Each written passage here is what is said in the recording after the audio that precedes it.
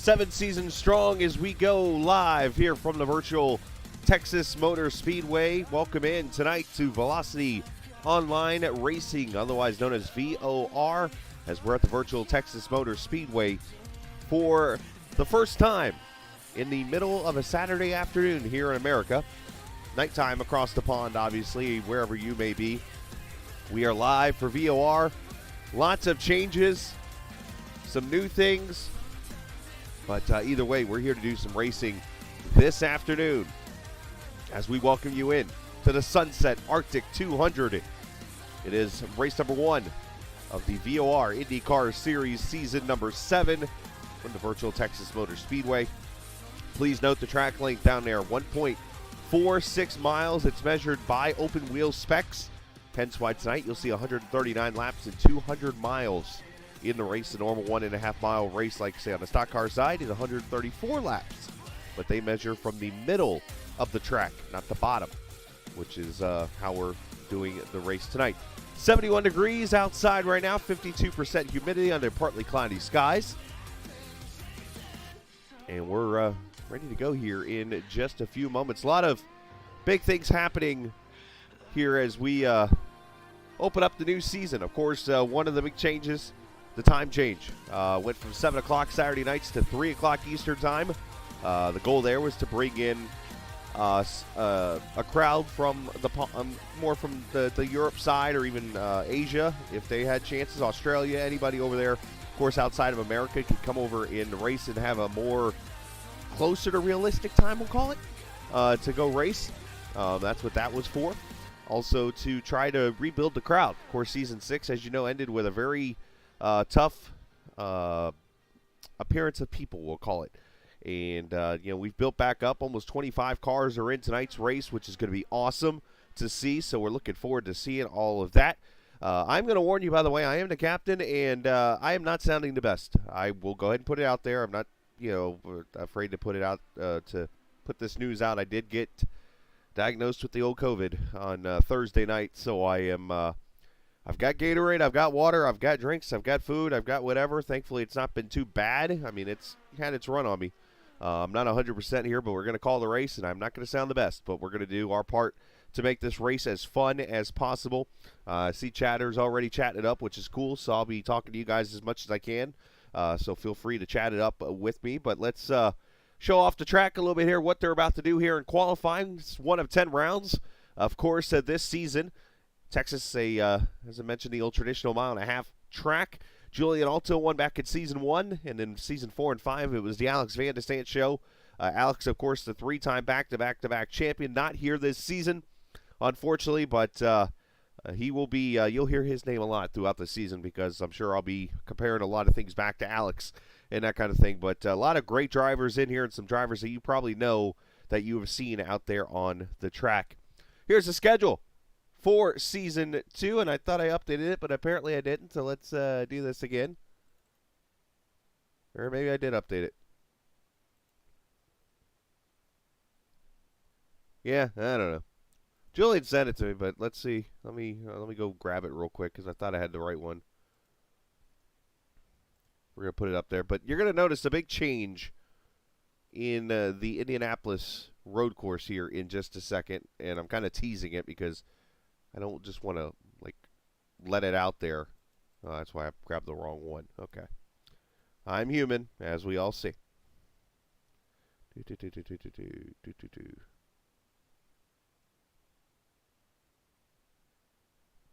So qualifying is going on right now, and we'll get down to that as soon as we're done here. There it is. Yes, look at round number 5. That is the new update on the schedule. Of course, Texas tonight. Next week, it's Michigan.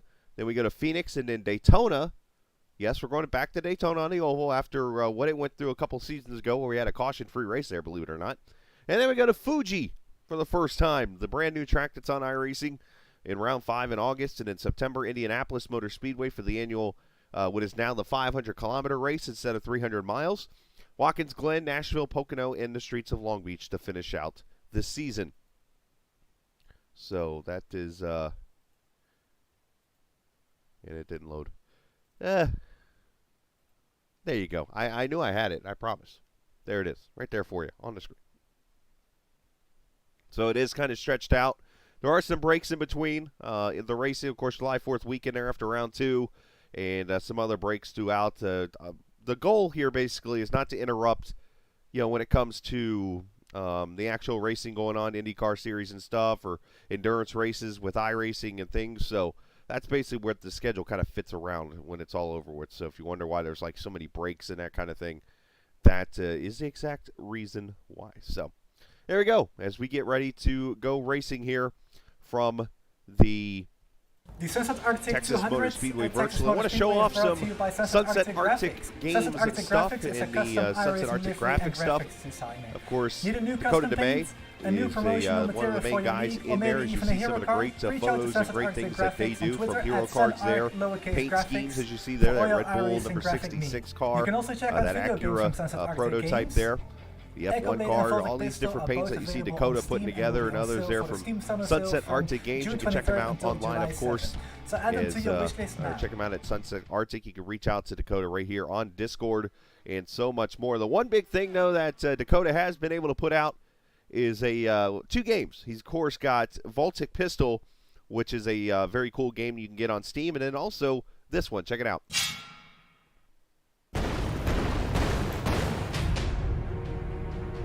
Oh, feast on your foes. Your end comes soon. You dare challenge me?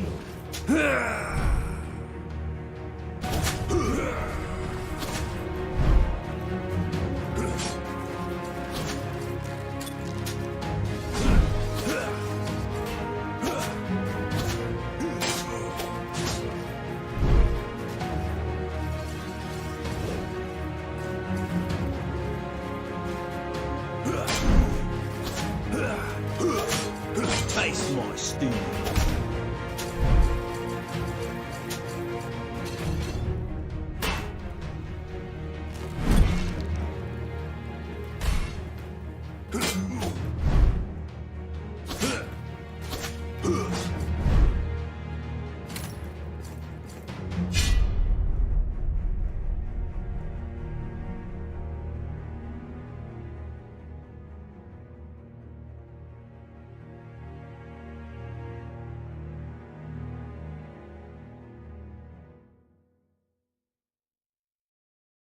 There you go. Right there for you on Steam to go enjoy. That is the EchoBlade game that Dakota has put together. All right, qualifying is over with. And I believe we have a first-time pole sitter. A lot of new names you're going to see in the series this season, so you're going to see me trying to get names right probably the first few weeks. And just do the best I can with what I've been handed. So here we go. Starting lineup for tonight's race. Henry Bennett in the 7 car will be on the pole. Forgive me for 1 second here. The cough's coming in. If you hear those kind of delays, forgive me. Sadiq will start there in row number 1 there outside pole for Nick there. Congratulations to him in the 87 car. Bruno Miranda in the 19 car will start next to Ty Richter there in the 4th position. Oscar Gonzalez inside row 3 alongside Shane Coogan. As cars are gridded, by the way. AJ Musselman making a appearance here tonight alongside Dan Marrera, Julian Altena, and Luke Daniels. Also, Craig Forsyth and Cesar Cabral. I believe that's how that's pronounced. He'll start there in row number 6. Row 7 is where you'll see Josh Tucker and Matthias Kraus. James Watson and Sven von Kanel. I believe that's pronounced that way. They'll start there in row number 8. Row number 9 is where you'll see Mauro Ramirez and Jesper Omen. Kind of shocked by that qualifying for the Scandinavian driver. Expect him to work his way up there to the front. Diego Perano and Antonio Estrada will start there in row number 11. Row 12, Thomas Geisler, Matt Houston. And David Marquez will be the 25th and final starter. Look at that beautiful line of cars right there. Ready to roll off.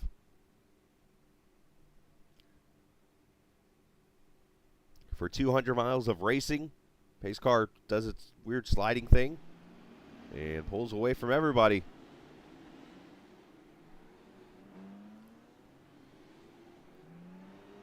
Nobody's laying the traditional IndyCar burnout out that they usually do here. So what to expect this evening? I think we're going to see some pack racing, I think is what we're going to see. This is not the setup for this season that iRacing put out recently. This is actually the Season 2 setup that was ran last 13 weeks there, the second season, I guess they would call that, on iRacing. So we're going to see some pack racing from it. And should be very interesting when it is all said and done.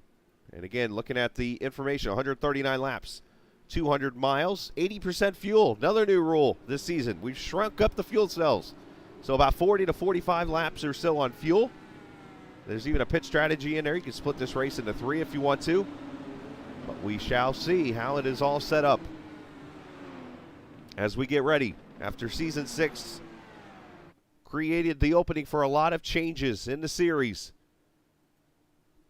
Season 7 hopefully will be one of the best ones yet. Julian Altina, unfortunately, still having computer issues.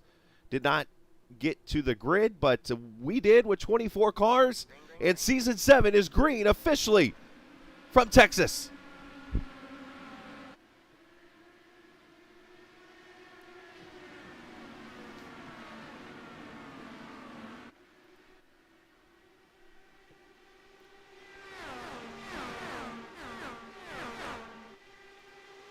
One car off the pace already, inside lane. That Musselman, something's wrong with AJ. Was he black flagged or something?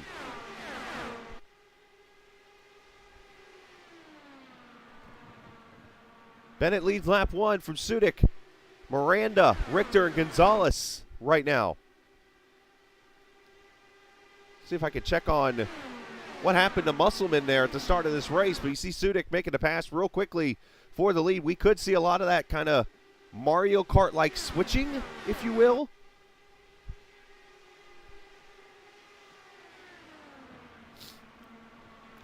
Should mention tonight that the cameras presented by TrackCams22.com. You can check them out online.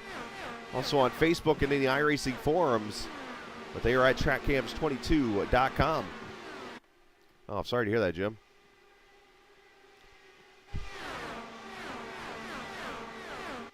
Three laps in already. Laps are going to tick off quick here. Laps at Texas is about 24 to 25 seconds. You'll see a little bit of fall off later on.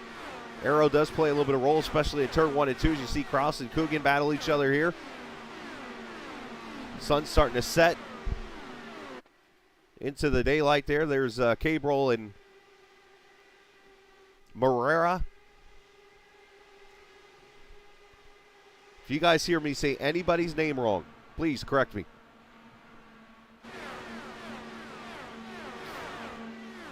All right, so AJ did get back on track. I wonder if he was falling to the back to get out of the pack, which is not a bad strategy, actually. It's kind of how I run super speedway races myself.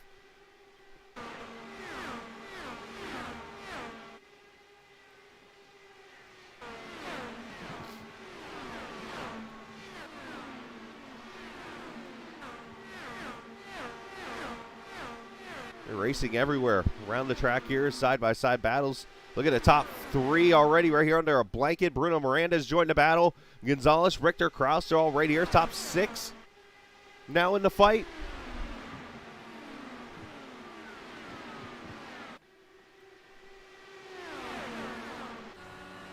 Ryan Gonzalez here.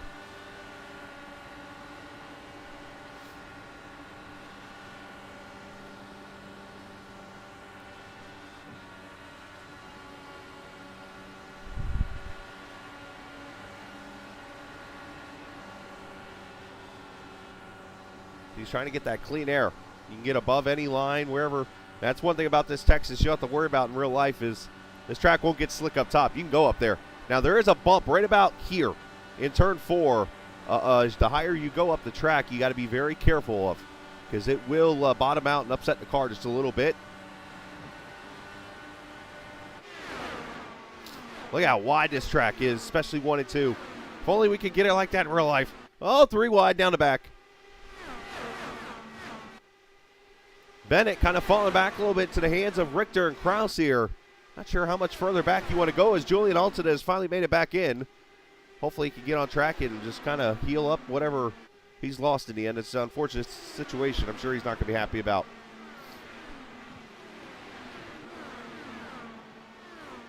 So Bruno Miranda down to the lead with Oscar Gonzalez and Sudik, your top 2 or top 3.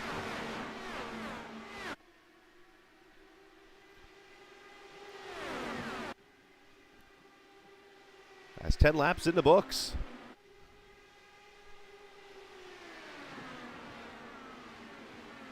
If you get a chance, tell your friends and family. You got multiple ways to watch this race, as we're on, of course, the Captain Esports Network channel. We're also over on the Velocity Online Racing YouTube channel. Both YouTubes available for you to watch. Also got the Twitch page if you're a fan of Twitch and rather watch it there. Look up the Captain Esports Network over on Twitch. You can watch this right now. And over on Facebook, of course, if you're followed the Captain Esports Network there, you can watch this broadcast there. So plenty of ways for you to go see this. Appreciate, let's see, we got Ricardo MF Giancarlo, I believe that's pronounced. Alan Morera watching. Junko's Hollinger Racing, good to see you. Or is it Junko's? And then Nical, I believe that's pronounced there. A lot of fans here, a lot of people watching. Let's check on this battle here. Josh Tucker. Whoa! Van Kennel into the wall hard. Back straight away. Caution's going to come out.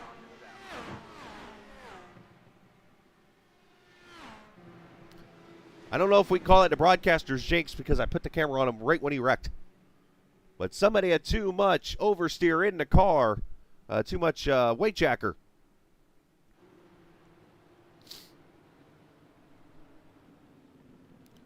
And unfortunately, the first caution this season, the 24, Sven von Kanel.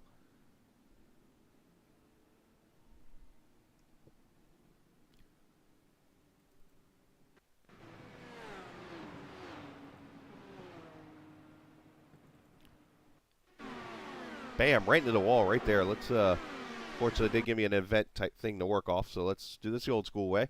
Yeah, probably too much weight jacker, too much wheel, especially being underneath another car right here. You're going to see the back end swap right there, and that's hard to catch.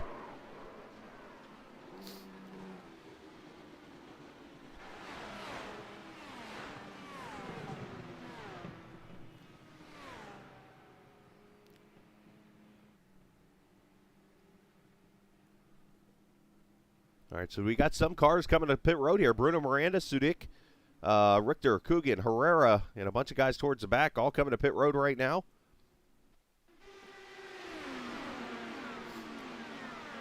So just a solo car accident inside wall here, turn 2. Claims another victim.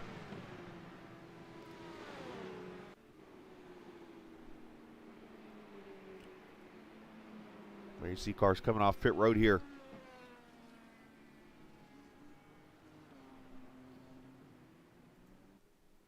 So this is actually going to be inside the window now to make this a 2-stopper, I would think, because we're sitting right at 100 and right about the 120 mark. So here, so if you can save some laps of fuel here, you're in now a 2-stop window to make this race all the way. So very interesting strategy calls here by a few drivers to put this race, get this race all split up. Others deciding to take track position here. Nothing wrong with that. So let's step away for a quick second and come back. And I'm going to take a deep breath here real quick and come back, and we'll get you some more racing here on the Captain Esports Network. This is your chance to get behind the wheel. The opportunity to race just like the pros. From the grassroots levels, where we all got our start, to the most popular race cars on the planet. From the fairgrounds of Nashville to the high banks of Daytona, to tracks that will never be forgotten. Realistic driving, intense competition, all from the comfort of your own home. This is the ultimate motorsports simulation. This is iRacing.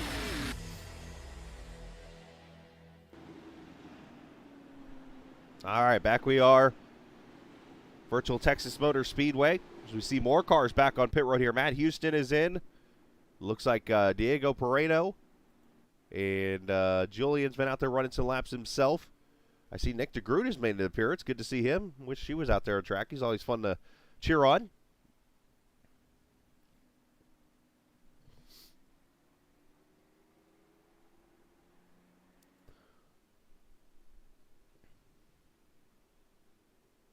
So some of the other changes we'll talk about a little bit in the series. Of course, we do have the usual people still helping out. Of course, Robert Sadler's got his hands in things, trying to help out. He's with the rule book and stuff. Appreciate what he's done. Also, of course, Gary Godso is working on promotional type things. I know, I believe for, was it Daytona or somewhere, we're actually going to do a favorite football team or favorite sports team livery, which I think is going to be kind of cool. I've actually kind of got my foot involved now a little bit with Julian, helping to put this whole thing together. I've kind of actually taken some tips from a league that I ran for a season and brought them over here because I thought it created some great racing, including like the fuel mileage and things like that. So just doing everything we can to kind of rebuild this, what was unfortunately a league that was having some struggles in Season 6. And, man, I love what we're seeing so far. Season 7 had a great start here. First, 13 laps there, green flag racing. Great racing going on throughout the field. Good turnout. Great crowd watching from Hockenheim. Is it Kriesen or Kresen?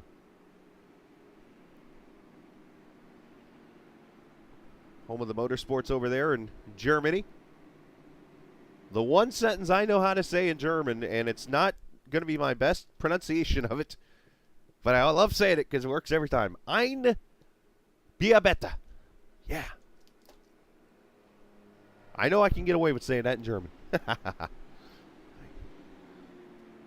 Crescent. Okay, gotcha.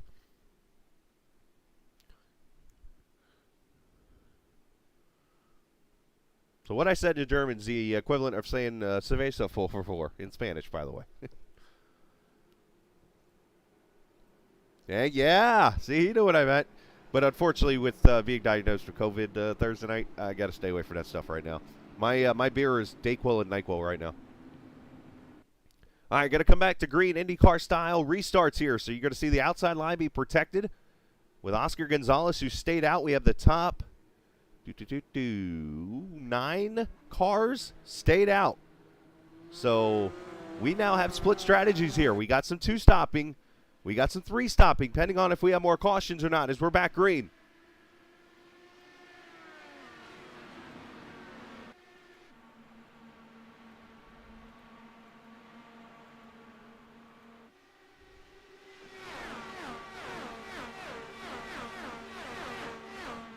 Spread out start, which was actually pretty good. That might be exactly what these guys needed. You always worry when you get those tight starts because somebody's going to run somebody over, but spread out, good start. Matthias Kraus and Henry Bennett. That's a battle for second. Biggest mover in the race so far. Let's jump back here. A man who's got some experience on these ovals, won at Chicagoland Season 5. Thomas Geisler is up 15 spots already from the 23rd position to 8th.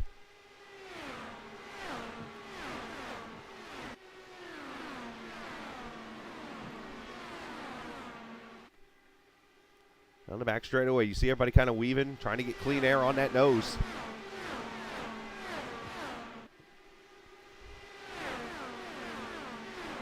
Geisler with Tucker right there. He's got, is it Cesar Cabral there in front of him? Bruno Miranda, one of the cars that pitted for tires right behind him there. But also up positions here, Matthias Kraus up 12 to 2nd.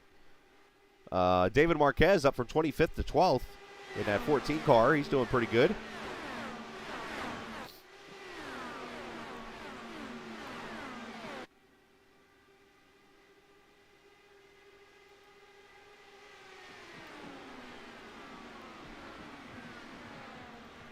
Check back here, Jonathan Diggs in the 4 car. Up 7 spots. He's got Bruno Miranda there in his tracks. Look at that, Kinetic Racing on his helmet. He looks pretty relaxed, I'd say.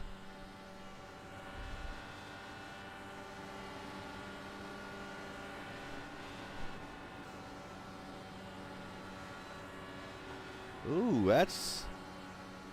almost sketchy right there. Not that anybody did anything wrong, but he kind of slid up there, and I'm like, oh, don't do that.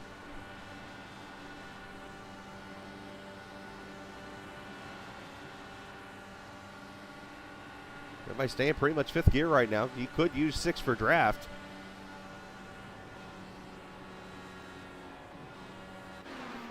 A lot of cars going past the 4 car right now. Altena back on pit road. Hope he's not having more issues. Julian's worked too hard as the admin side to have him not be able to race. That's kind of sucks. I will be honest with you. Henry Bennett up to the 2nd position, bringing along Luke Daniels from VOR Racing.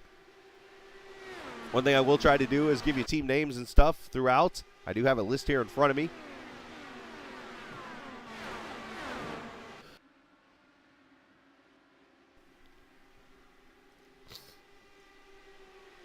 And I'll actually talk about the team names throughout here. We'll start with Altena Autosport, formerly VOR. They've changed names over to Altena Autosport. Gary Godso, who's not here tonight. Bart Fauerstein, Julian Altena, and Luke Daniels. 2 cars there tonight.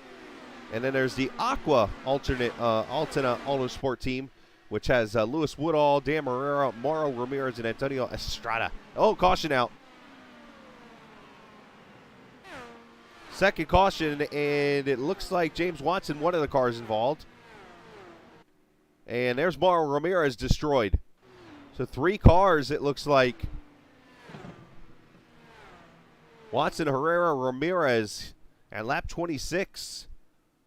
Let's see. Oh, geez. Hard in the wall goes Herrera. And at this point, you're out of control. There's no way to control this car at all, and Watson nowhere to go. I mean, of course, you could be like, hey, hold the brakes, dude. But when your tires are broken like that, you can't do anything.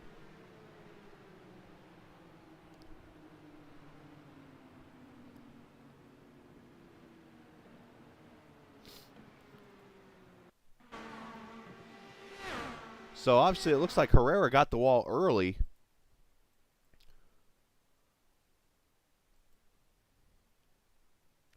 And now the rest of the field's going to come to pit road, it looks like here. We'll track that here in a second.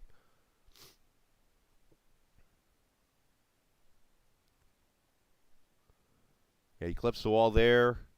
That's going to break the right front. It's going to go to the inside wall here hard.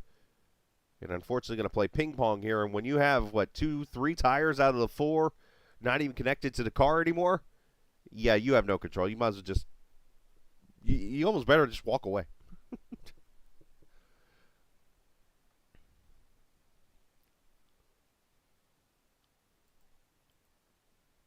And, of course, Watson and nowhere to go. They try to slide up top here.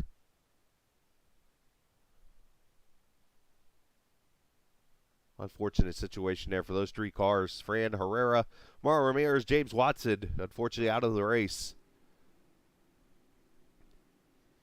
And the Sunset Arctic 200. As I mentioned, cars came to pit road, and here we go.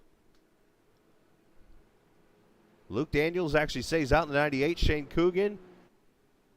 And others come to pit road here, it looks like, or stay out, I should say. But Gonzalez came in, Bruno Miranda, Henry Bennett, Forsyth came in, Thomas Geisler, Cabral, Kraus, Sudik, Tucker, Marquez, Richter, Diggs, Pereira, and Marrera. Yeah, it's unfortunate. Keep fighting, that's all we can do. Everybody getting tires and fuel. Good news is there's 10 races, and so we got plenty of time. There's actually 3 drops, by the way, too, in case you didn't see that. So this race tonight, for some of these guys that don't get a good finish or miss the race, to them it won't even happen. So they still have a chance at the championship here later in the season. That's one thing I do. There's always the pros and cons about drop weeks, and I understand them both. But the pro about it is if you have a bad race like this, dirt off your shoulders and move on.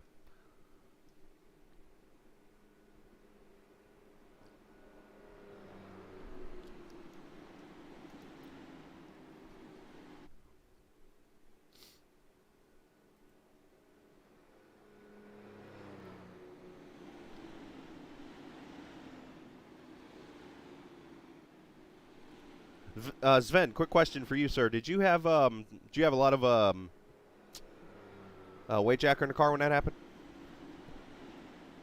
I was wondering if it was a weight jacker deal or did you just lose the back end?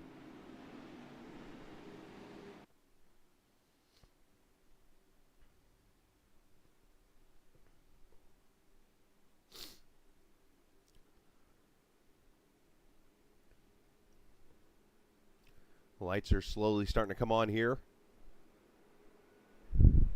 Just lost 10-4.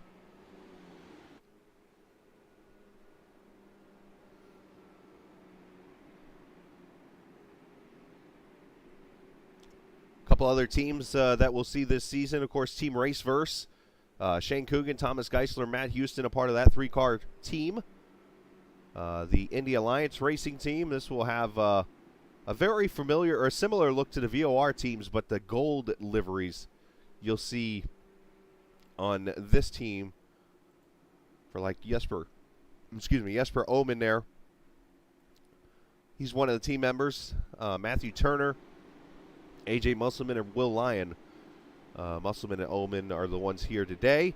Then you got the Necky Racing team, I believe it is, with Oscar Gonzalez. Let's see, there's Oscar right there. You'll see him come by here in a second. David Marquez, Pablo Diaz, Francis, and Diego Pereno will be a part of that team. You got Team Watson, of course, with Turn 4.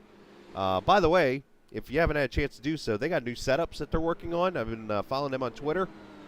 Make sure if you're looking for somebody building setups, go check them out. You never know what you might find. But James Watson, Sebastian Kinder, Cameron Boston, and Nicholas Sudik, a part of that team. Down Under Racing, none of their guys are here tonight. At Sammy B, Blaine Sparling, and Sean Peach, and those guys, they're going to be here to learn, basically, these first few weeks once they get out here on the track. But first, we're going to get back green here with Luke Daniels leading them to the green at lap number 31.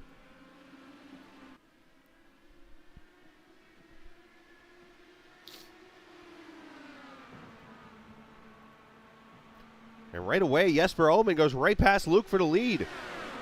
So I wonder if Luke wants fuel save or something. Somebody's in the wall. Turn 4. Is it Kraus? I think it is Matthias. It's in the wall. Yep. Unfortunately, Matthias in the 59. In turn 1 brings out the third caution. Oh, and Ty Richter's involved also.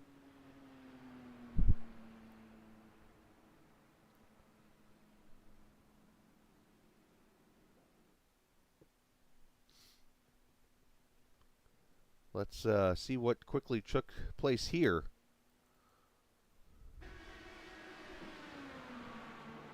Oh, Backett comes around, and oh no, he gets ran over. He had it saved for a second. There's so many factors that could come into play there, too. Now, again, I don't want to bring up the weight jacker term, but that could be one of them here. But unfortunately, Matthias Kraus and Ty Richter behind the wall. Just a mistake there. Unfortunately, Matthias just loses the back end. Has it pretty saved, but nowhere to go for Ty Richter.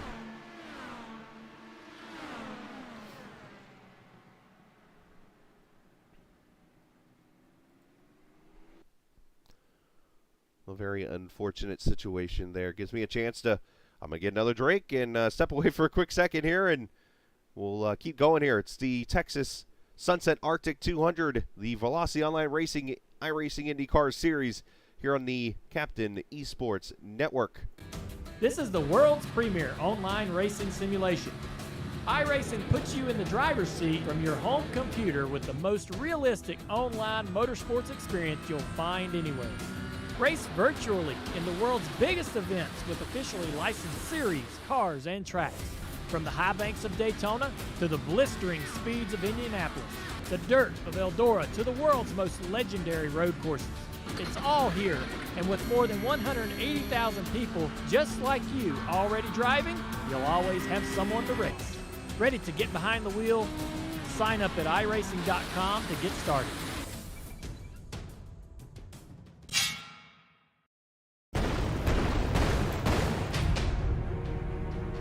Oh, feast on your foes. Your end comes soon. You dare challenge me?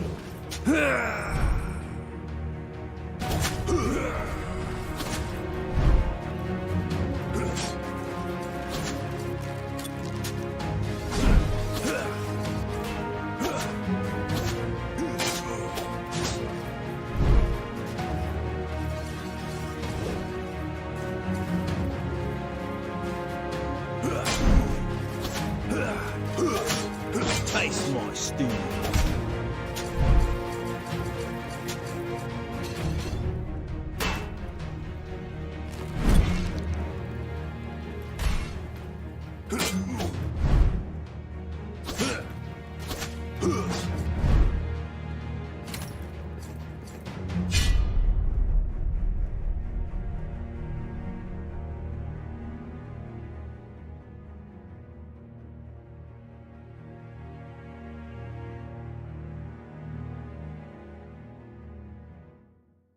The Sunset Arctic 200 at Texas Motor Speedway is brought to you by Sunset Arctic Graphics. Sunset Arctic Graphics is a custom iRacing livery and graphics designer. Need a new custom paint, a new promotional material for your league, or maybe even a hero card? Reach out to Sunset Arctic Graphics on Twitter at sunarc_graphics for all your iRacing graphic need. You can also check out video games from Sunset Arctic Games. EchoBlade and VolticPistol are both available on Steam and will be on sale for the Steam Summer Sale from June 23rd until July 7th. So add them to your wishlist now. That right there, just some of the images from Sunset Arctic Graphics and Sunset Arctic Games that they work on, from video games to liveries to all that good stuff, as we welcome you back to the virtual Texas Motor Speedway on iRacing, the Captain eSports Network, and the Velocity Online Racing Series. Race number 1, Season 7. From Texas in the Sunset Arctic 200. Speaking of sunset, look out towards the, make sure I get this right, I believe that's the east. Over here off 3 and 4, no, because sunset's in the west. To the west, in 3 and 4, and watching the sun go down as we get ready to put the lights on here and go racing, as we're just about to 100 laps to go. Pit strategies starting to play a role here. Of course, we're in the window now for it to be a 2-stop race. We've had 3 cautions. Had some good green flag racing when we had the opportunity. But unfortunately here, had a real quick caution after a second caution. And it's unfortunately played a role in the races of Ty Richter, Matthias Kraus, James Watson, Fran Herrera, Mauro Ramirez, and Sven Von Kanel. Julian Alton is just out there running laps, unfortunately. He apparently his Discord and iRacing not getting along with each other, which I remember those issues before. Those stink. 16 viewers watching so far this afternoon. Appreciate you guys watching on this Saturday. Hopefully you're enjoying yourselves.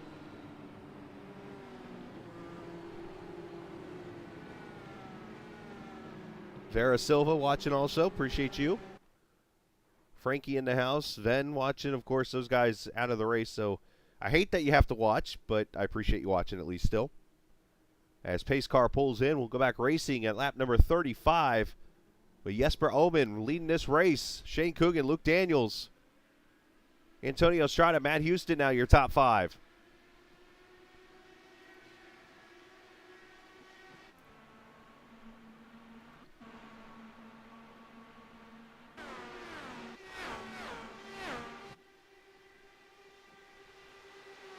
Oh, one car into the inside wall, Jonathan Diggs.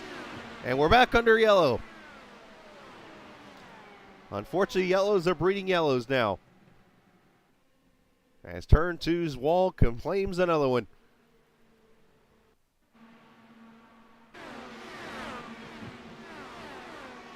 And once again, back in just swaps ends.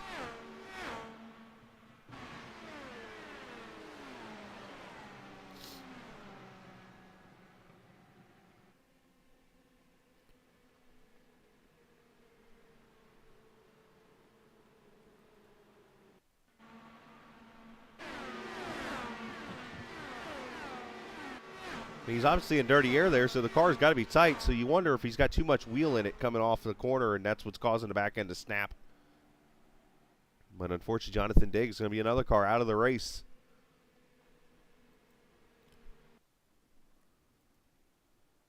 All right, 4th caution, 37 laps in. So, as I mentioned, the fuel here is 40 to 45 laps with the 80% fuel tanks. which I'm just going to call our traditional fuel tanks here. So 40 to 45 laps. Of course, you're coming up to 100 to go, so you're outside the window. I mean, I would think that maybe lap, if I do the math here really quickly in my head, maybe lap 50 could be the ideal spot where maybe you get to pit road and try to make this a one-stopper from there. Because you would have, at that point, 89 to go.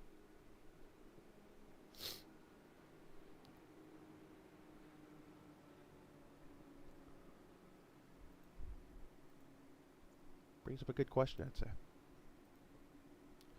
Let me go look in the Discord I'm in here, VOR. Anybody here? Craig's here. Let's go talk to Craig.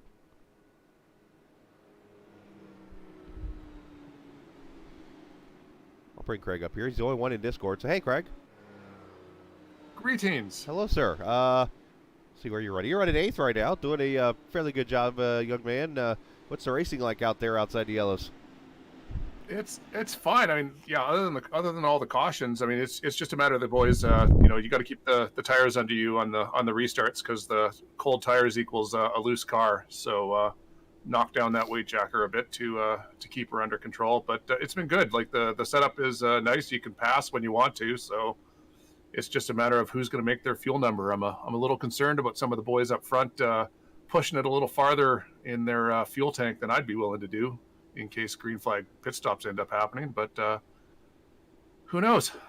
Well, I was going to say, I guess in your case, it's not my problem, right? But at the same time, I got to ask at the same point here, is it a cold tire issue that's causing these little spins? Because like just now we just had a car get loose off too and go right to the inside wall, or is it somebody just not resetting their jacker maybe and it's causing the car to be real loose?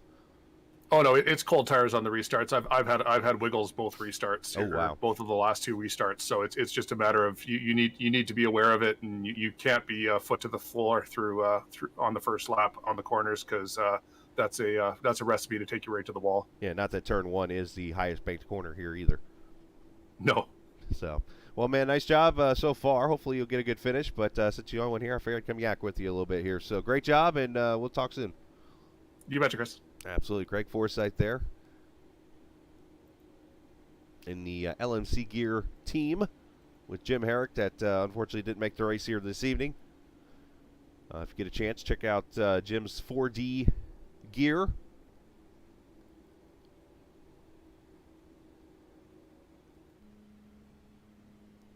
I always wonder which driver looks more focused. They all look the same.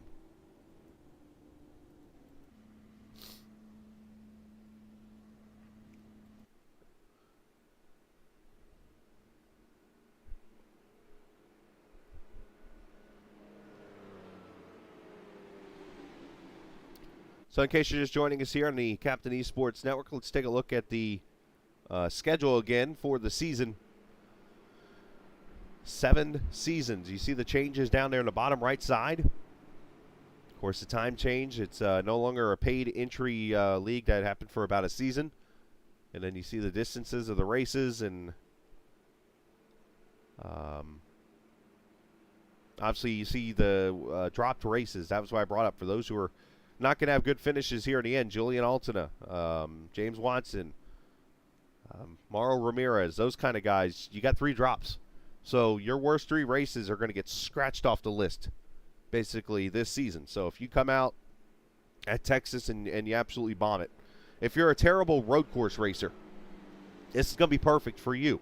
Because if you go to Fuji and you wreck, then you go to Watkins Glen, you wreck, you go to Long Beach, you wreck, as long as you have good finishes in the ovals, you've got a chance to win the championship. Some people are going to like that. Some people don't.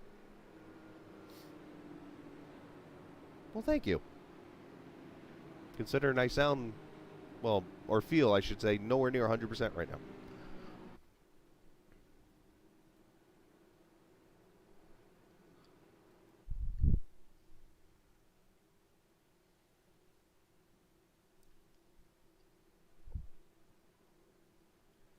All right, pace car is going to pull in. Let's see if we can get ourselves a green flag run now going.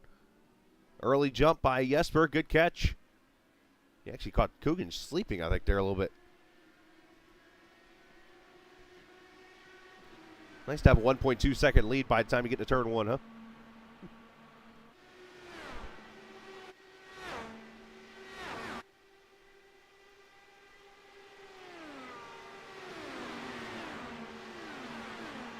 Everybody good through turn 1 and 2, so we're going to get back. We'll get a lap in. That's good.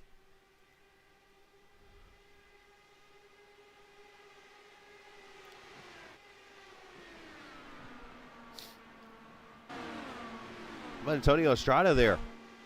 4th position for the 74 car, running pretty well right now. Matt Houston's up there also.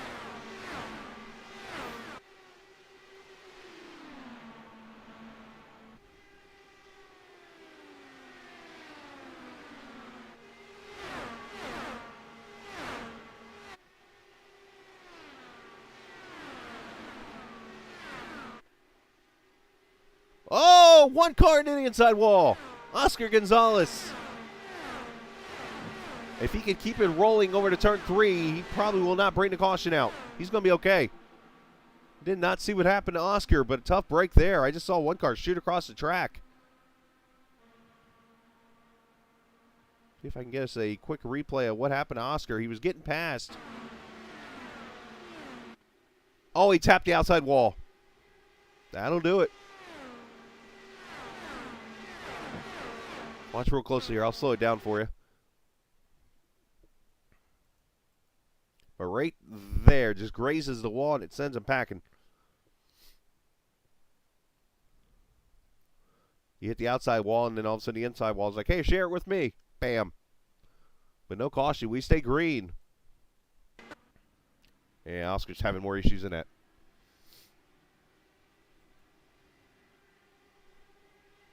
I mean, credit to him trying to make his pit stall at least.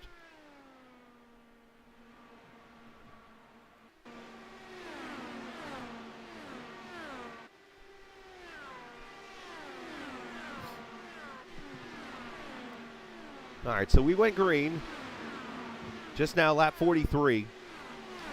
We've got cars that pitted at lap 14. Still out here on track. Lap 16 still out here on track.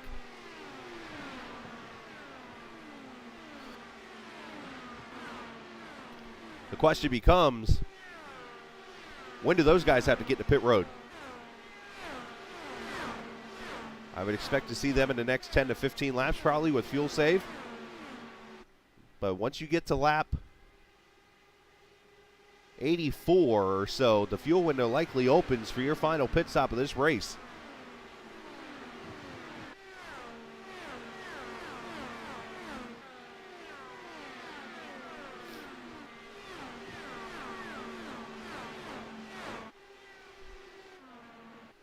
There's Jesper leading right now by 0.6 of a second over Shane Coogan. I saw on social media this week Coogan actually picking up a win somewhere. I think it was Michigan. I saw in another league.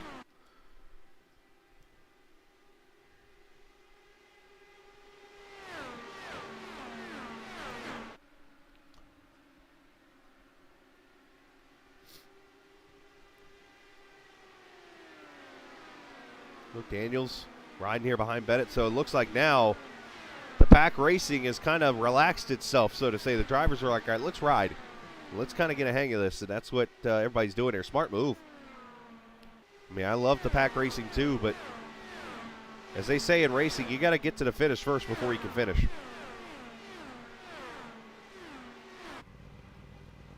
Henry Bennett, the UK&I driver.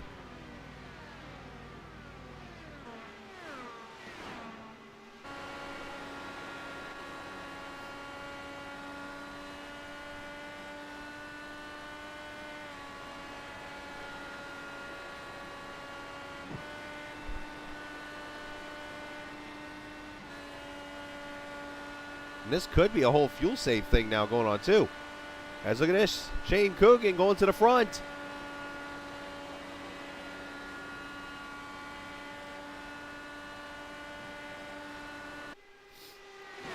Or at least we thought. He's trying to high side here, bringing Estrada with him. But Jesper holds on.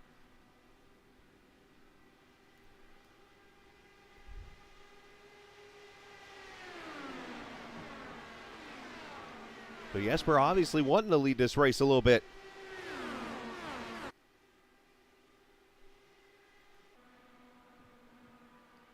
There you see the different grooves of Texas.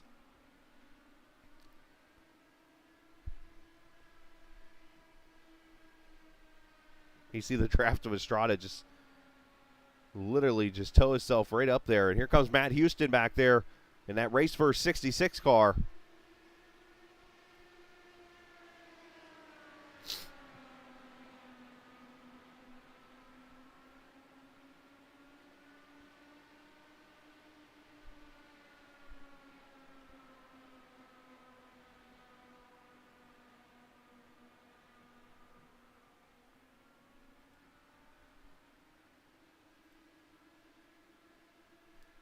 Henry Bennett there in the 5th position with Luke Daniels behind him by about a second. Matter of fact, Luke's under attack. Here comes Cesar Cabral in that 70 car. And Luke's coming to pit road here, so that's one thing. It's the first time we're seeing somebody do this. This season, or at least tonight, they are allowing you to pit off turn 4. The call was made, so Luke Daniels comes to pit road. Lead some laps earlier. And so you got to communicate with this field very closely and make sure everybody knows, hey, I'm coming to pit road. Of course, automatically, iRacing rules, you got to come off turn 2 anyways to come out of the pits. But the 98 is in, 4 tires and fuel, 9.6.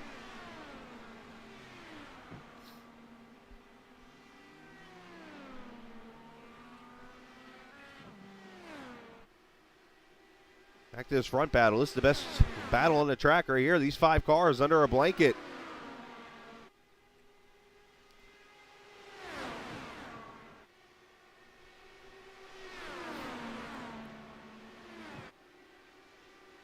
Drafting off each other, trying to save some fuel. Let's actually, while we got an opportunity here, let's pull up our fuel strategy book, as I like to do. We like to feature on our top 10. Let's do that and take a look at the laps they pitted right on the screen there. As you see, Oman, Coogan, Houston, and Estrada pitted at laps 14 and 16 respectively, so they should be on pit road shortly. Then you got Bennett, Cabral, Geisler, and Forsyth pitted at 27. So I would say those guys might make it to that window to make it a one-stopper. I kind of like that strategy the best right now. That 27 looks pretty promising to me, but I've been wrong so many times. You got Miranda and Musselman. Those guys pitted a little bit later, so we shall see how this all works itself out.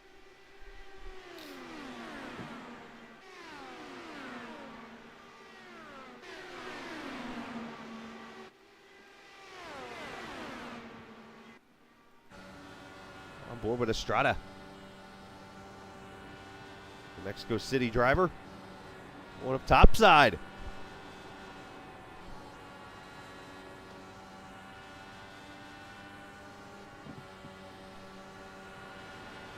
You can definitely make some way on that top side at this track.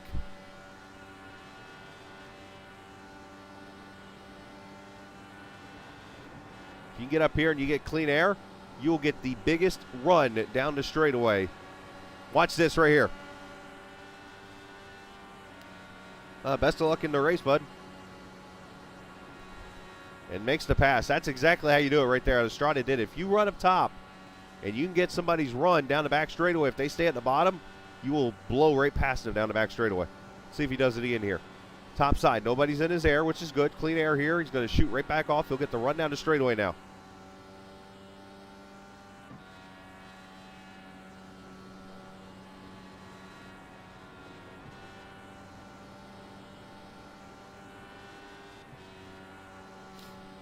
Antonio looking real good in his 74 car right now. See if he goes up there again. Sure does.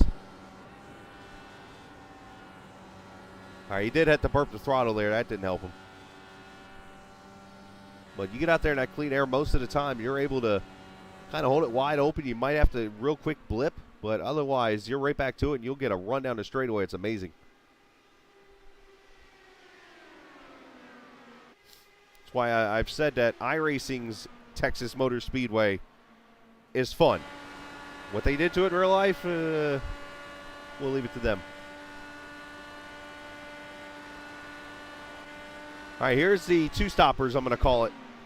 Running back here, Bruno Miranda, Craig Forsyth, 8th and 9th position. Jesper's coming to pit road, lap 65. So for him to make it a one-stop race, he is going to have to run over 60 laps. That's not happening. So it's still a two-stopper here for Jesper and for Luke Daniels.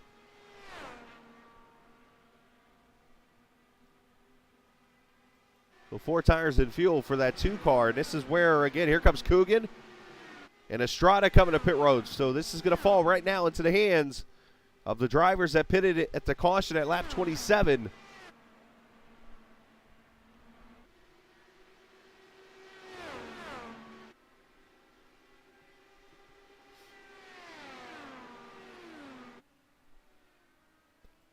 Matt Houston, Henry Bennett, Cabral, and those guys. Let's check out the pit stops real quickly here. There's Estrada, there's Coogan all out. You see the pit times down at the bottom on the board. That's their times on pit road, delta-wise, and the time off with the pit stop.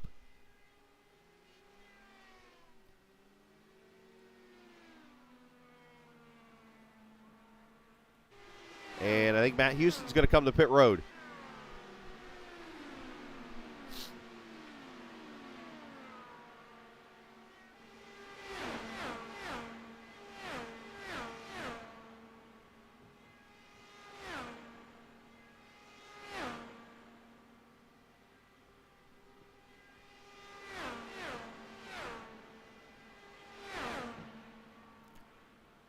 Four tires and fuel, and there goes Matt Houston. So now the lead goes to Henry Bennett.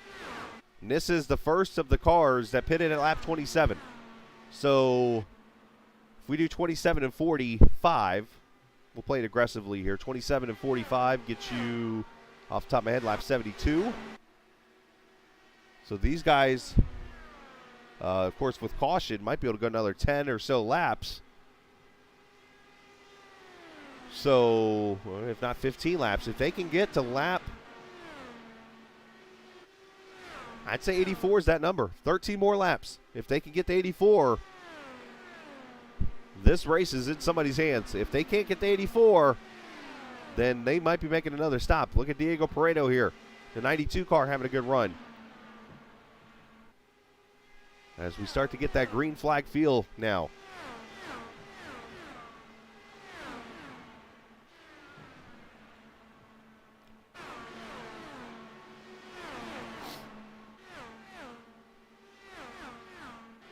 Of course, next week we'll be at Michigan International Speedway for a 312-mile race, which is 500 kilometers. The first of 3 Triple Crown races, which are all 500 kilometers.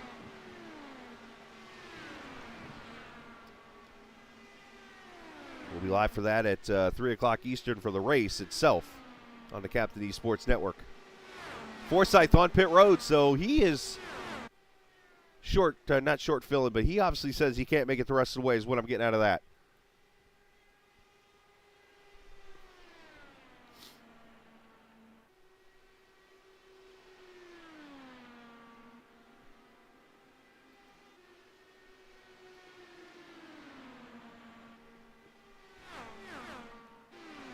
All right, now Sudik on pit road, so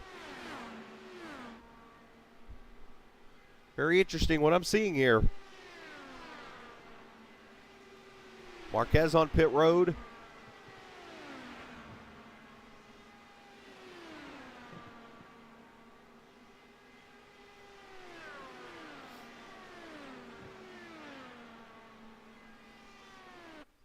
And did Marquez just take his car off the track there? Or not sure what just took place there. But it just knocked my cameras for a loop.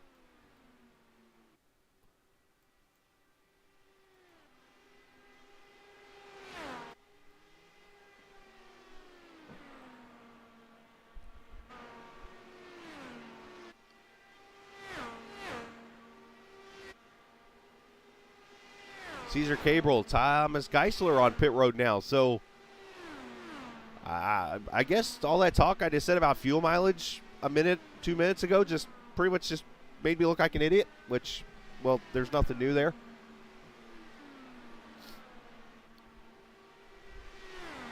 These guys here at lap 76, 77. Here comes Bennett to pit road now. So this is really interesting. So we're in a race now where fuel mileage is coming into play. Everybody's going to have to make one more stop, it looks like. Bruno Miranda leads. Now, here we go. Look at this. Miranda pitted at lap 38. Is this the winning move?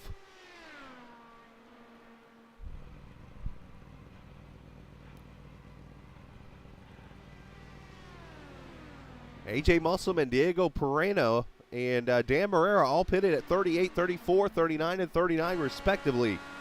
And those are the four cars left to pit. When it all cycles back around, Jesper Omen will be the leader over Matt Houston. There's Jesper right there. And everybody's a lap down right now as they wait for this field to cycle through. And, of course, that just got thrown out the window. These guys are pitting now. I'm all types of confused. Hi, my name's Chris. I know nothing.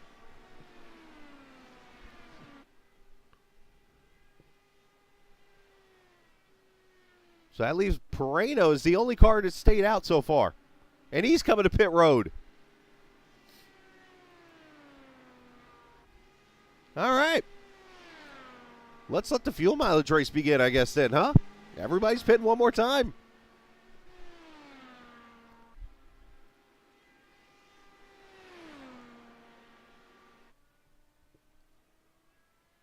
So with Pereno pitting, Jesper Omen's going to swing back around here. He'll take the lead and have a 4.3 second lead over Matt Houston. There's Matt right there with Shane Coogan in third, who's under attack from Henry Bennett here.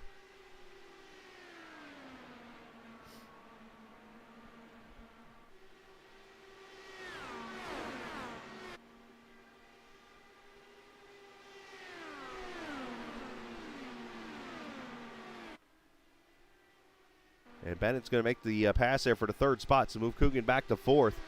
Got Caesar Cable up to fifth, Craig Forsythe sixth, Thomas Geisler, Luke Daniels. Looks like Miranda and Musselman. Oh, somebody just spun coming off pit road, I think. I heard it. Yeah, caution's out. David Marquez.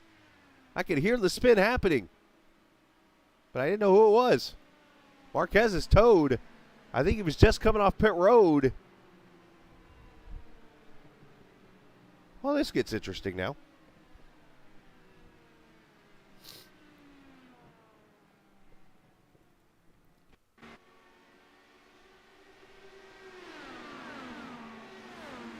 Oh, tough break. It's cold tires, and unfortunately the back end just swings around.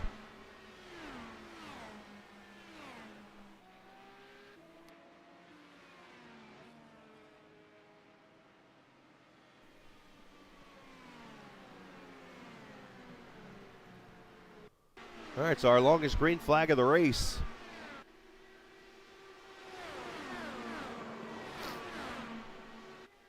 Brings us a caution here at lap number 70, or 84, I should say.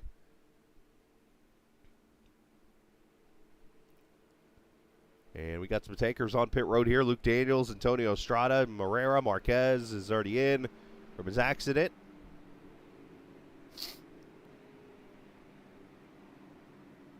And it's only the fifth caution of the race.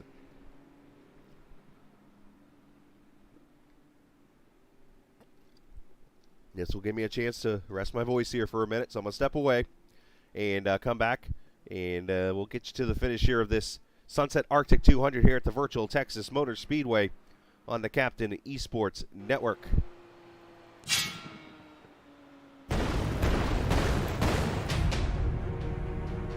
Oh, feast on your foes.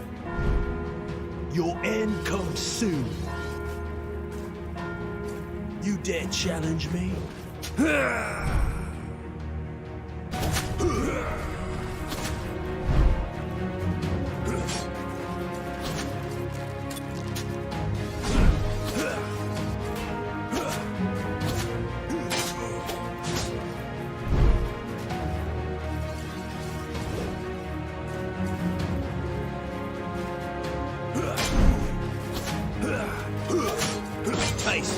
speed.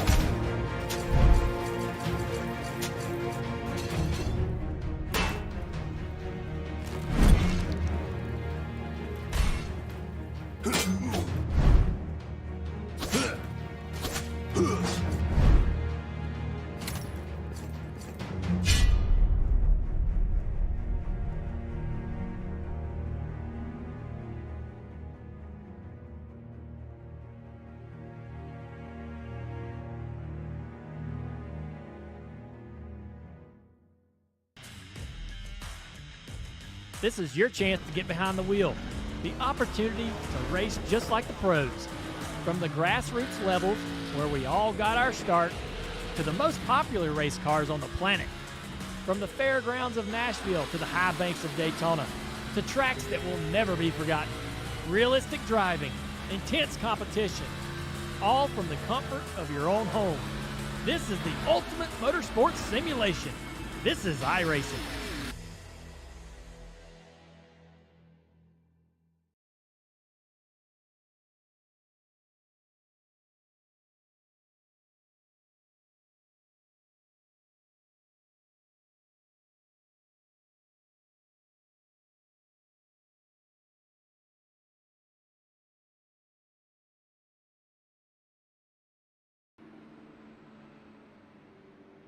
Saw that.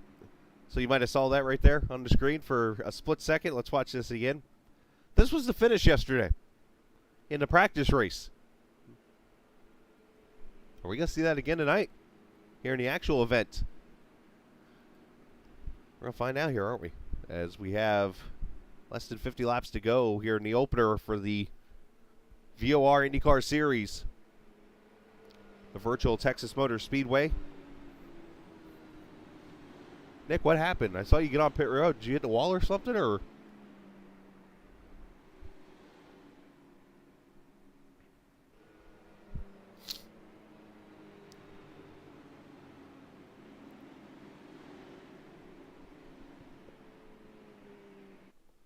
But obviously the racing out here has been fantastic to watch. We've seen some single file stuff. We've seen some pack racing. We've seen what I thought was going to be fuel mileage come into play, but now it's going to be a straight up race for the last 40 laps, 43 laps of this race, and it still might become a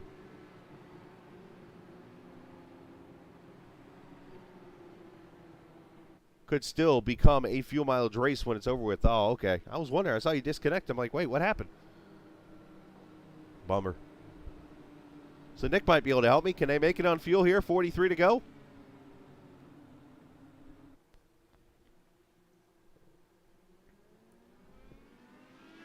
right, here we go. Green flag back out. And hey, why not? It's a tradition of the Captain eSports Network. It's turn it up.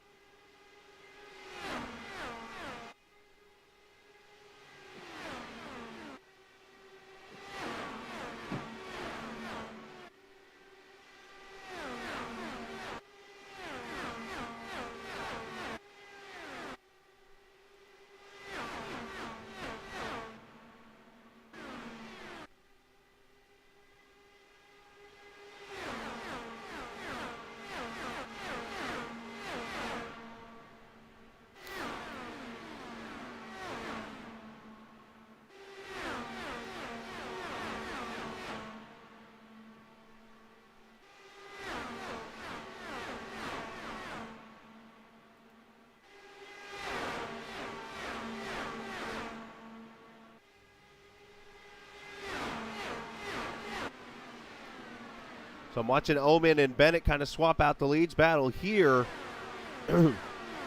Sorry, has Musselman and Geisler going after each other here. You got Bruno Miranda, Caesar Cabral right there also battling for position.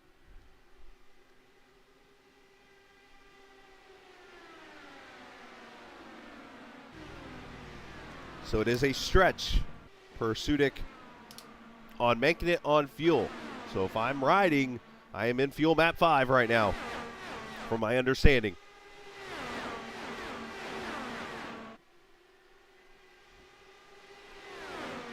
But I'm at the same time making sure I do not leave this pack at all. Stay in the back of it, like where Matt Houston is right now. I believe I'm at. Who am I looking at back there in that red car? Well, it's not exactly red, but multicolored car there. That Josh Tucker mobile right there might be the best spot here because he can kind of ride. He's at the back of the pack. Well, now he gets beside Craig Forsythe, and he's getting towed along with these other, 8 cars in this pack. And that's almost the optimal way of saving fuel and still running hot laps. One of the benefits of iRacing is the fact that the draft of all cars are very overpowering. OP, as some call it.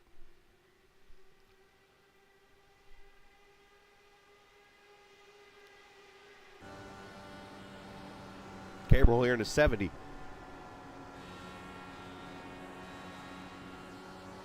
I have no clue where that hometown is, but that works.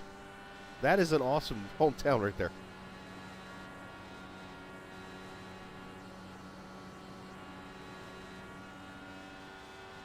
Somebody can help me with that?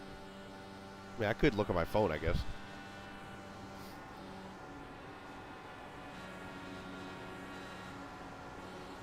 These are doing a good job there. Outside of getting tight. Going to lose a spot there as Geisler goes by. Or that wasn't Geisler. There's Geisler. Musselman goes by there in front of him. Where you see that dirty air and stuff coming into play. Miranda and Matt Houston side by side. So the racing's starting to pick up now. I wonder if people feel like they're in the window now.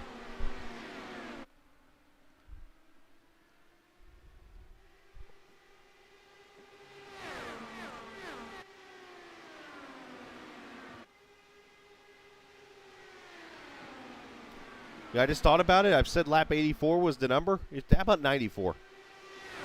This is the problem with, it's just Florida math. I can't do math. My wife's impressed with it sometimes. But yeah, 94 would be 45 laps to go. Not 84. That's 55 Scala. Once again, I feel like an idiot. But yeah, it happens. In case you can't tell, I'm not afraid to pick on myself on the air. It's part of me. I pick on people and myself. Musselman running there in the 5th position. There's AJ. Phoenix, Arizona driver. I know where Phoenix is. Never been there, but I know it's hot as hell. And yet he's taking a photo in a hoodie.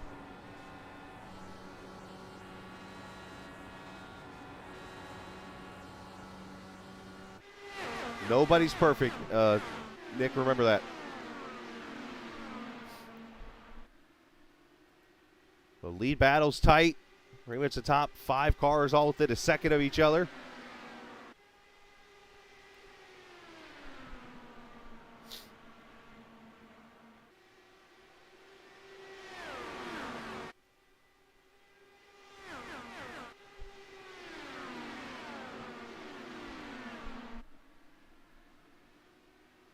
All right, so now that I've got my math right, everybody came to pit road. Looks like the last car on pit road was lap 85, Luke Daniels, so that would be 54 laps. So, yeah, we're definitely going to see a pit stop here before this thing's over with.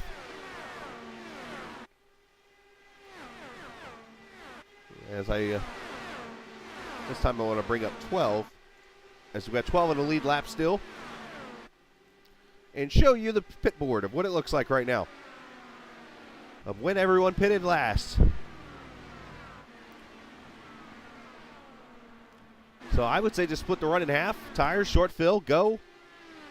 And when you short fill, that would say probably 20 to 25 laps to go.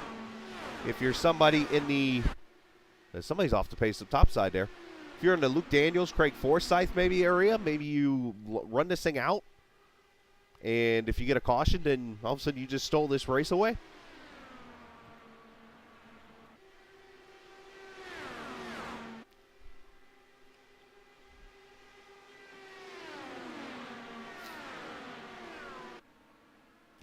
Been a great race. Cannot wait as we get into the season here next week. Michigan, the first Triple Crown race. Up 3. And as I've kind of preached a couple times today, for those who have made mistakes in the race, we do have the benefit of having 3 drops this season. So let this be one of your weeks that you could just brush off your shoulders and move on. Start fresh next week at Michigan.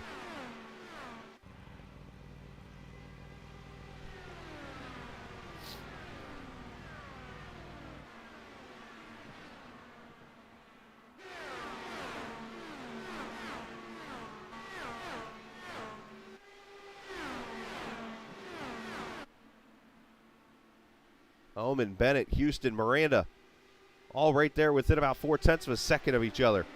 And then you got Musselman, who's about 0.8 back, but he's just kind of hanging in there. Shane Coogan doing the same. Thomas Geisler cannot overlook him at all. Those top 7. I mean, heck, you're on the lead lap. You can win this race right now. There's Luke Daniels, who's over here in the front straightaway right now. He's about close to going a lap down. You have to wonder if he is in intense fuel save mode. But I say that as here comes Jesper to pit road. Here comes Cabrel to pit road. Forsyth, here we go. Let the strategies begin.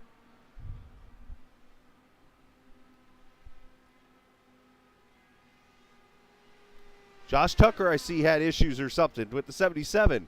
He has towed his car back to the pits. See if I can cover that here in a second once everybody gets out of the pits here.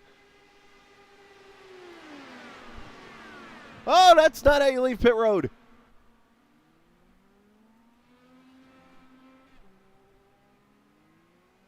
Cesar Cabrel, unfortunately having issues, and I've done that so many times.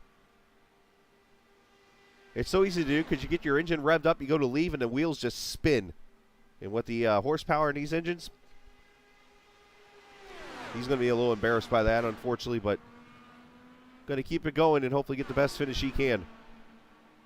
All right, let's see what happened real quickly to Mr. Tucker. Oh, he wrecked over here at pit road. Oh, boy, this looks like it's going to hurt. Oh, I saw a little bobble there, and then he got the outside wall. Oh, this is going to hurt. Oh, man. Who's pit crew? Geisler. Hope Geisler's pit crew's okay.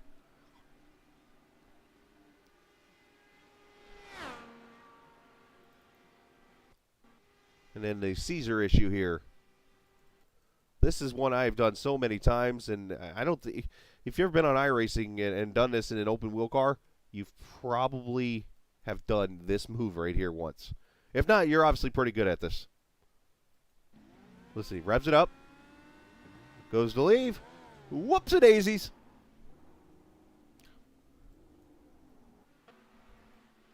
All right, Matt Houston's on pit road now.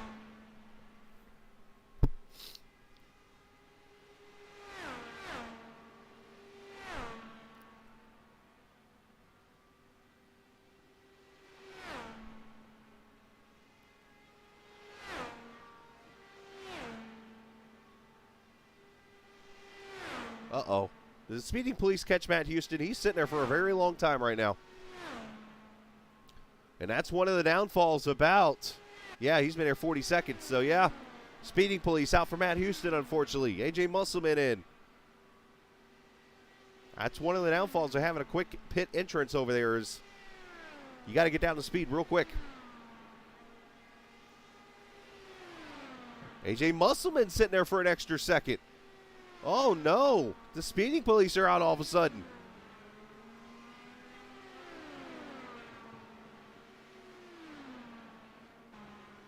Let's watch the entries to pit road here for both drivers. As Bennett and Bruno, we still wait to come to pit road. Oh, he's coming in hot, locks it down. Oh, he had to have just missed it if he did. I'm assuming this is going to be Musselman coming in here this time.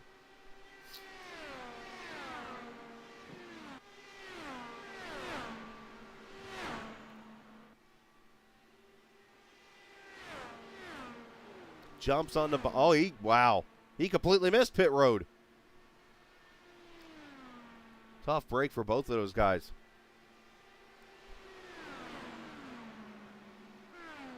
All right, so Bennett, Miranda, Geisler, and Estrada.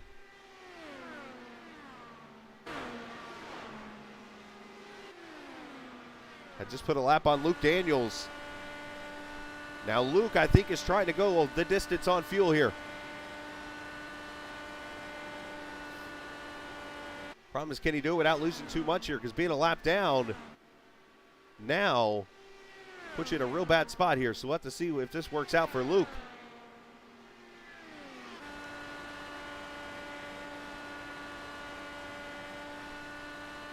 All right, Miranda's coming to pit road.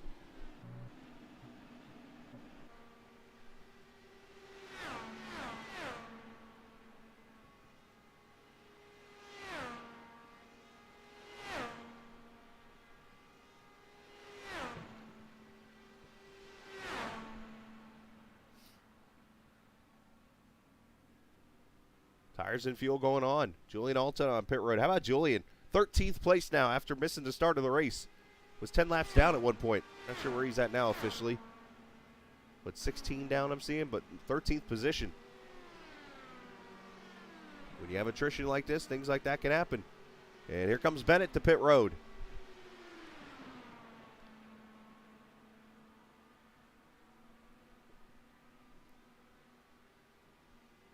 Tires and fuel, and he pulls away right there. 7.9, good stop. Oh, this could be an issue. He's got Julian there in front of him. And Jesper's going to get in front of him here, so. And Julian does pull down to let Henry go by, but I'm sure that is not was not the optimal situation there, unfortunately. All right, so the two cars left the pit right here. Antonio Estrada, Luke Daniels.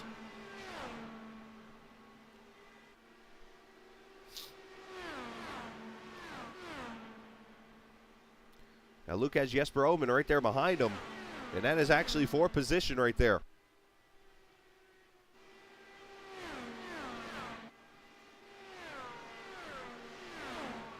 So when does this 74 come in and what does he do?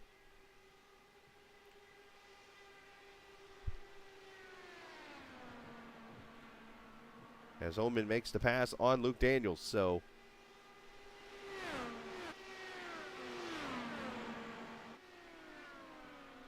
Hope you enjoyed the broadcast tonight. If so, hit that subscribe button.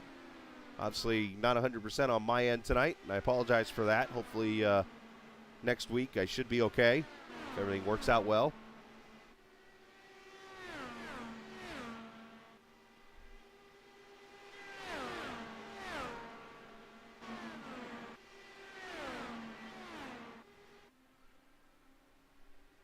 All right, so Antonio pitted at lap 83. Yeah, he's coming to pit road now. Okay. Let's say he wouldn't be able to go much further.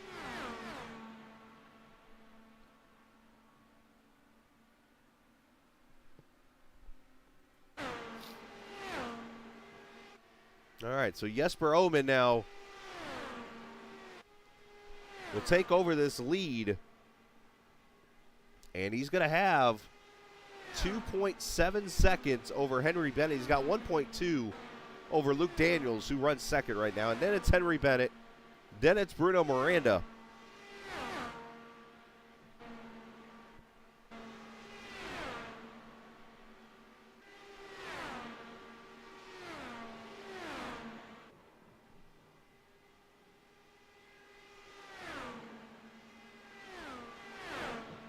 Oh, caution is out.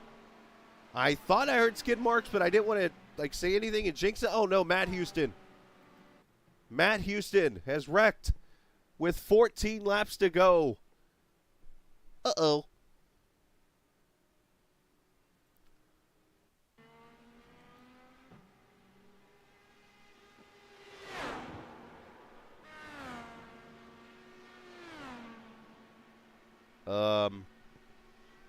That's some of the weirdest neck. Watch out for that winglet. That's some of the weirdest neck coating I've ever seen. Like it's got AJ's car and is outside. You see like what looks like contact.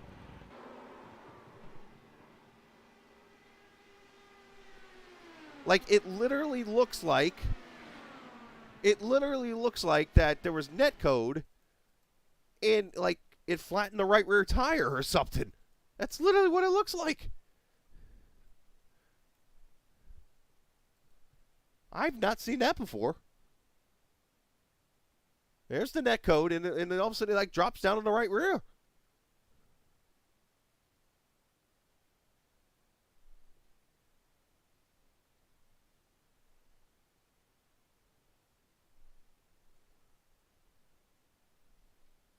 You think it was the bump?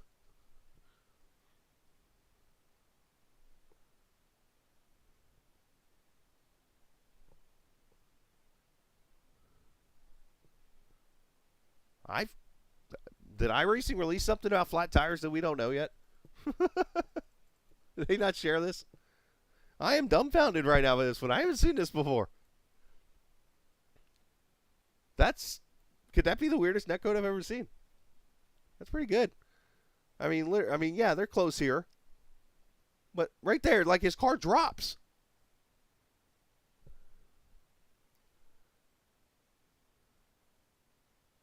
It's like the netcode broke his right rear.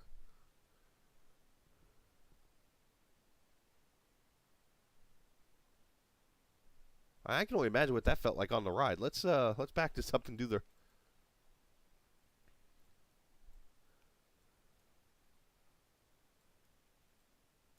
Oh, good. That fits my driving style well. If these cars are fragile. All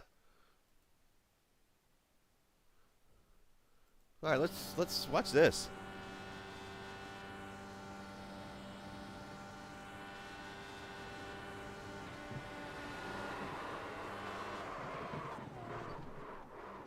You hear the noise of it breaking or whatever it did. Wow. I got nothing for that one.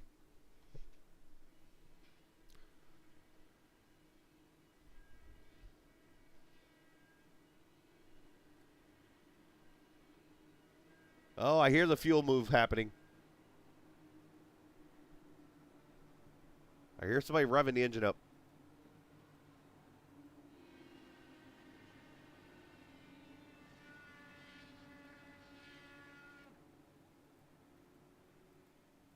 That stopped quick.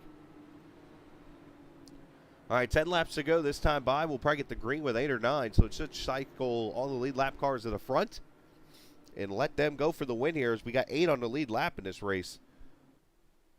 Unfortunately, this caution does hurt Cesar Cabral, AJ Musselman, of course, Matt Houston, who was speeding on pit road there. Luke Daniels, this kind of helps out because it gets him on cycle with the other drivers. More of the hard way of doing it, but he did it.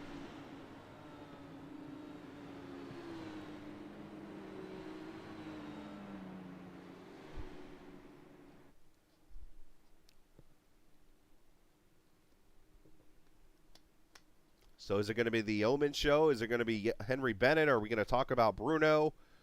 Or is Geisler going to sneak in here and grab a second career VOR win? How about Antonio Estrada? Could he sneak up here and grab one? Shane Coogan's always great on ovals. He could pull it off.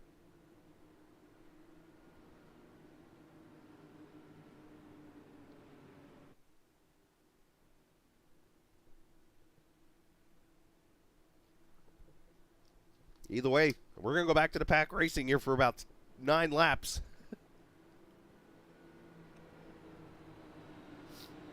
Or will they all wreck and I can get on track and win by default?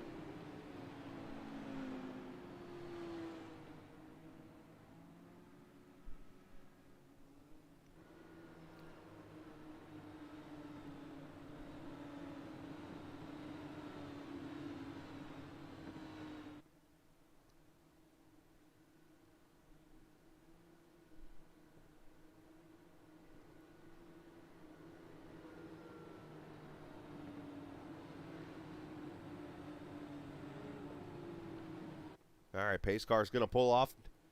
8 cars on the lead lap.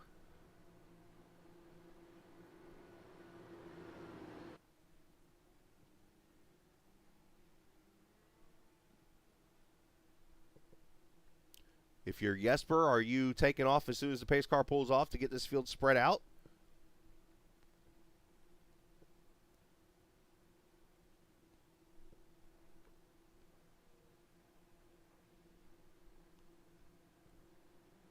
Yeah, it looks like that's not what he did. There he goes. Bruno got caught sleeping.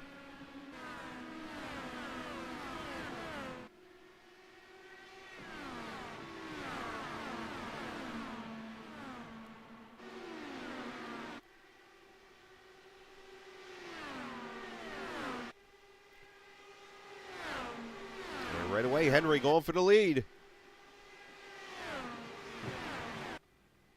Remember the finish I showed you guys just a little bit ago from yesterday?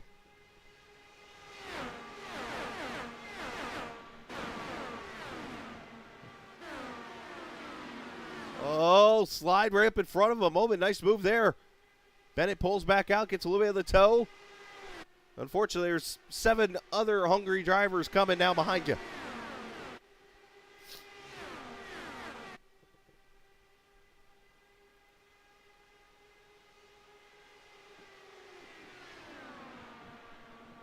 Julian comes to pit road. He, I believe, is at a spot where he's not going to gain any more spots.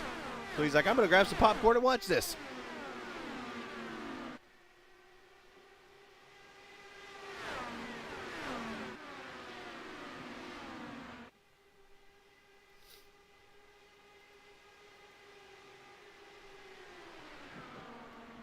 All the leaders within 1.7.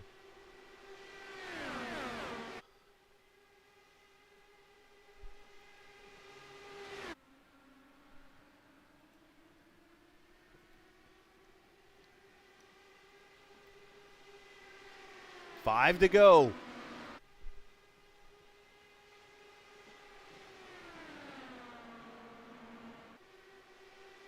Oh, Geisler's going to slide up in front of Bruno. That had to kill his momentum. It did not, actually. Nice counter by Bruno there.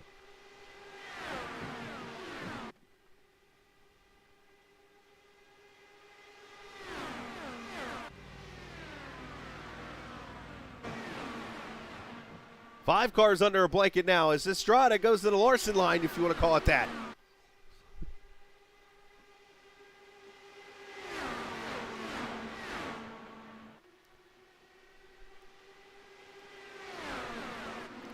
Now, if you get help from somebody, is that going to be enough to get you past them?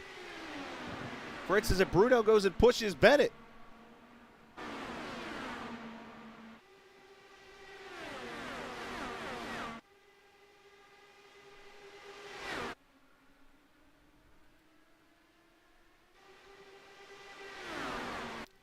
As they'll come to 2 laps to go. Oh, did they hit each other?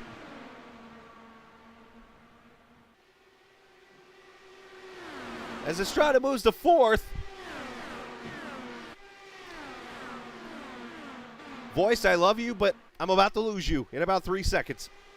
Here they come to the line. Final lap here from Texas.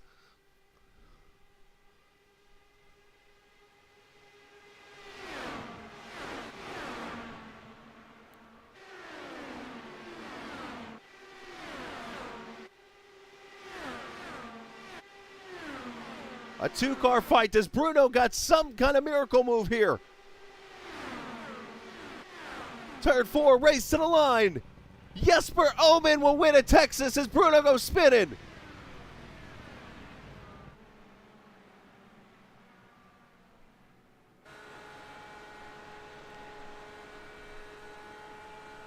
The Sunset Arctic 200 to Jesper Omen as he holds off Bennett by 7 100ths.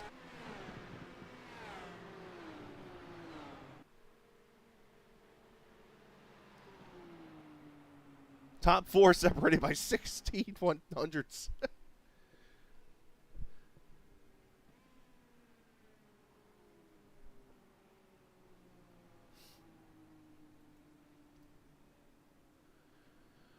Whew.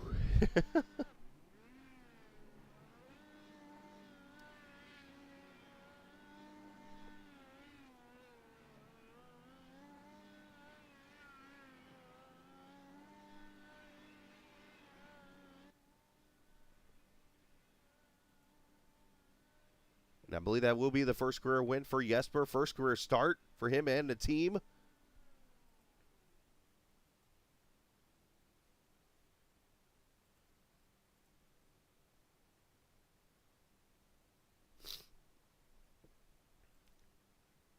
Celebrates with some burnouts. The Indy Alliance Racing team getting themselves a win here. Let's check a look at the final results here from Texas. A wild race there at the end. We'll show the finish here again in a second. As you see on the screen, it is Jesper winning over Henry Bennett. Bruno Miranda finishing third. Thomas Geisler and Antonio Strada finishing fifth. Luke Daniels, Shane Coogan, Craig Forsyth finishes eighth. AJ Musselman ninth and Cesar Cabral 10th. Matt Houston, Julian Alton, Josh Tucker 13th. Diego Pereno, Dan Morera, and David Marquez finishing 16th with Sudik. Oscar Gonzalez finishing in the 18th position. All these guys had issues in the race. 19th, Jonathan Diggs. Ty Richter, 20th. Matthias Kraus, 21st. James Watson, 22nd. Mauro Ramirez, Fran Herrera, and Sven Von Canel finishing in the 24th position. Let's go back to the finish of this race and show it again. Let's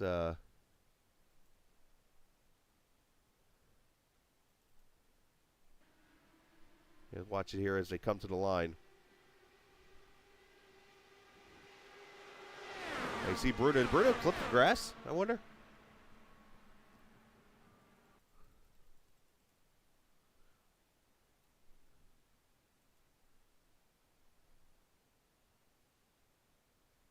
Yep, right there he clipped the grass. That probably sent his back end around. Geisler got it too, but he still finished third.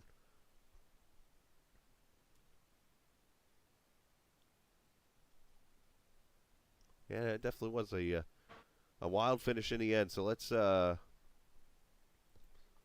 take a quick drink of water. I'm going to mute my mic here for a second, and I'll talk to the drivers.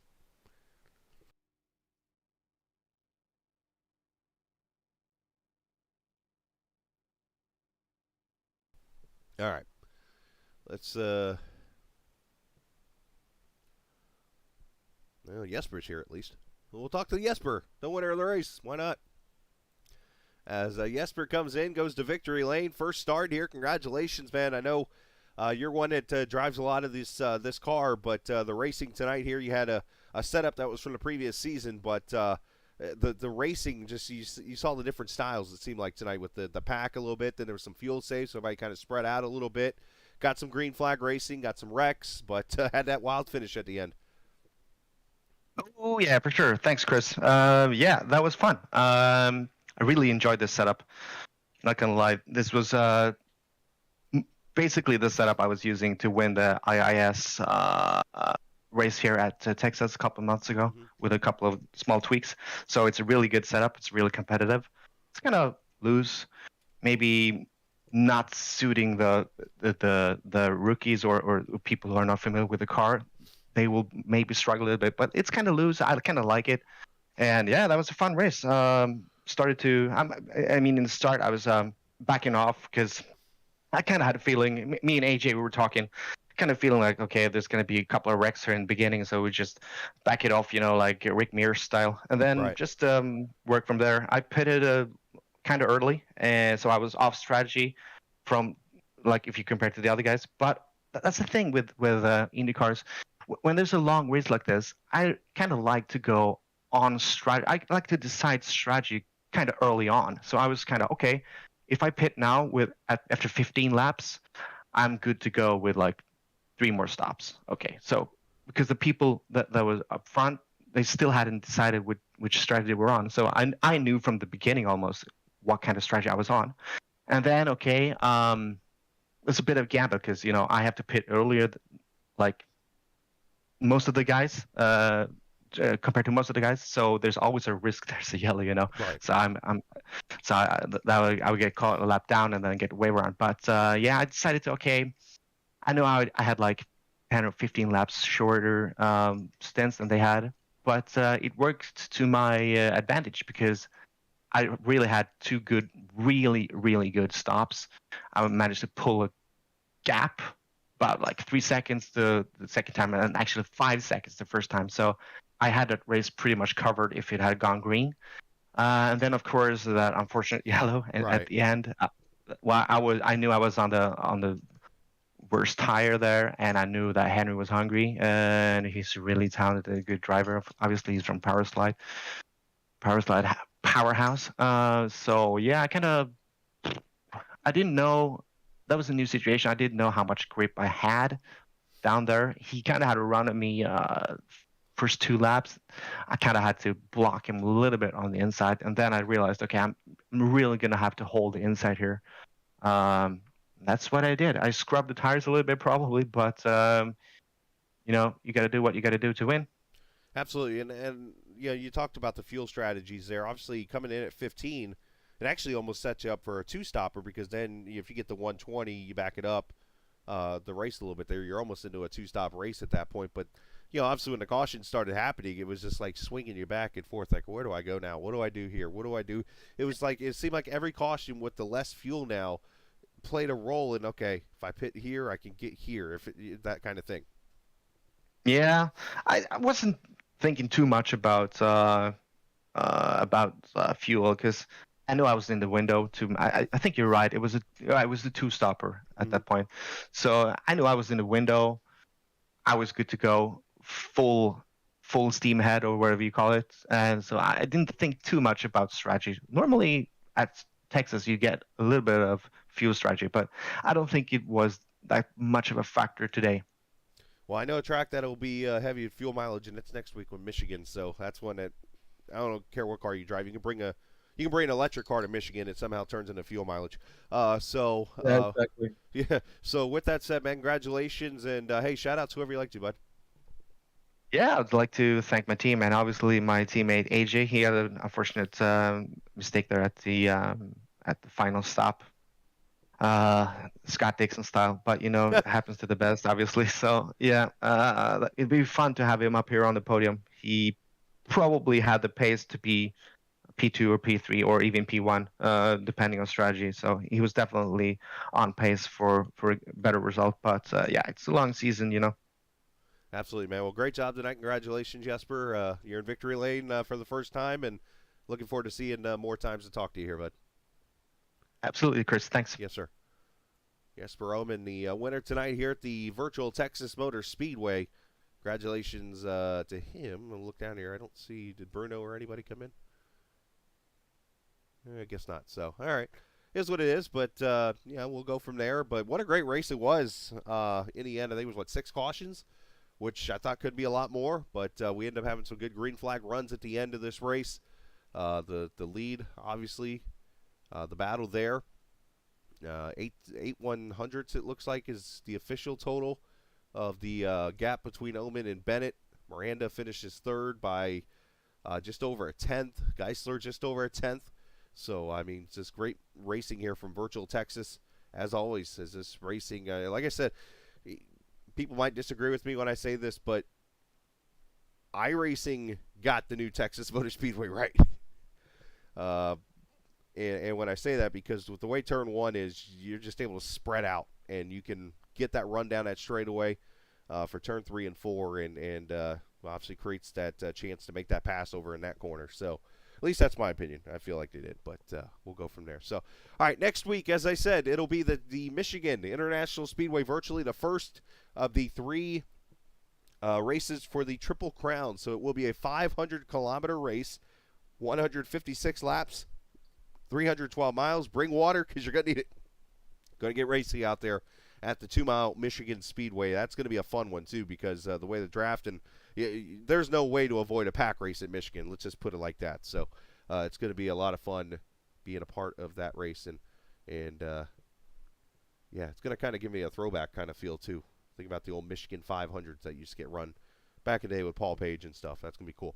All right, I'm heading out. You guys enjoy the rest of your Saturday afternoon. Thank you for bearing with me, and appreciate you guys watching this evening. I'm going to go rest now and hopefully be able to get back to work on Monday, but we'll see, and go from there. So congratulations to Jesper on the win. Congratulations to Julian and everybody from VOR. Great run, great start to the season here. Let's make it 9 straight good weeks here to finish out the rest of the campaign, and let's go from there. So As always, remember, this isn't just a game, it's iRacing. See ya!